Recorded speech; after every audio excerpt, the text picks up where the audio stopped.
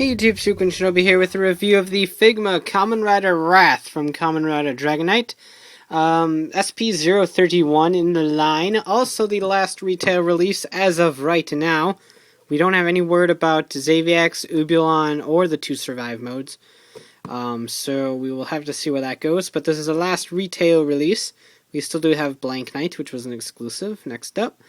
But done in a orangey-ish color to match Wrath, I guess. Really cool. I love his logo, the whole Phoenix design. Here he is with his arms crossed. The best he can get, right there. It's not perfect, but nobody's perfect. Here he is with all of his little stuffs. Lots of shit to go over. He comes with a lot of accessories. Then the front and the back in his, like, lightning strike pose. So, here he is. He is all sorts of cool. I love Wrath. He was one of my favorite designs from Ryuki when he was Odin. I like phoenixes. Birds are cool. So, and plus he's all gold and majestic. I like his armor. His looks just fantastic. The gold belt, which is cool. I kind of wish they made it as a toy, but brown belt in there, brown deck rather, with the gold Phoenix logo. And just all around really well done. His head is kind of bland. It kind of looks like he has a goofy grin on the entire time. But again, minor nitpicks. Here's the back. His shoulder pads are soft rubber, just like Axe's. However, they hinder his articulation. I mean, he has to go like that if you're doing a loop. So he can't actually do that whole pointing in the air thing without breaking himself. So it's kind of sucks in that aspect that they actually pose him on the box in a way that's really hard to get done. Do they have him pointing upward? So yeah, they have him pointing upward right here, but I don't really see how that's really that possible without completely ruining this. So I wouldn't really try to do that, because these are soft rubber and they can remold themselves into messes. So I wouldn't advise doing something like that. But outside of that, the same old single joint, ball joint, rotating ball thingy. So typical Figma articulation, except for the hindrance of the arm pads, which sucks because the arm pads are cool. Just that if they weren't attached to the shoulders like that, you'd probably get a little bit more articulation. So one last look at Wrath. Really cool. I do dig him. Figure's kind of meh, but I dig his design.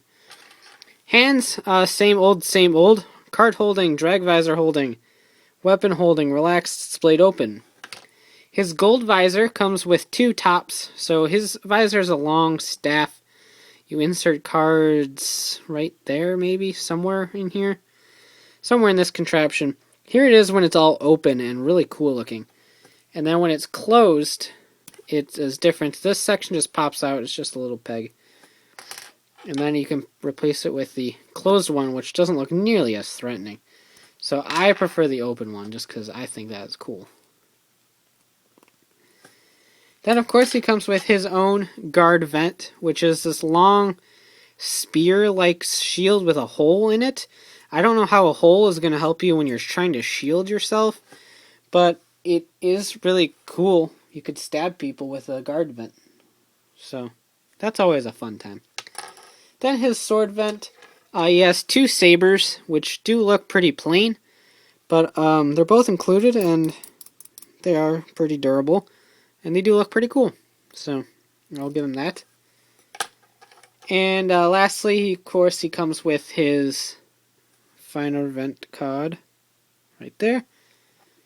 The stand and the bag. So the usual Figma Goodies with this guy. I really like him. You can get a fairly decent amount of poses, and the fact that he comes with guard vent, sword vent, and a visor that actually looks awesome. It is kind of hard to figure out how you're going to display him, but I decided I just kind of want to have him have the open visor.